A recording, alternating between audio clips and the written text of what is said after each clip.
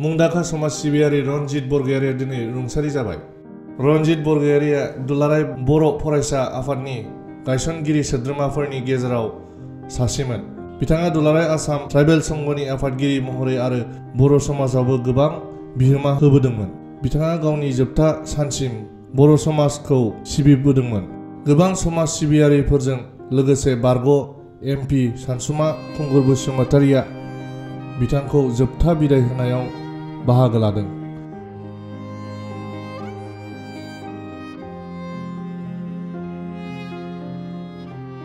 हालामनि रादाब नखरनि जानानै आं बिथांनि रुंसारि जिउमाखौ मान बावो।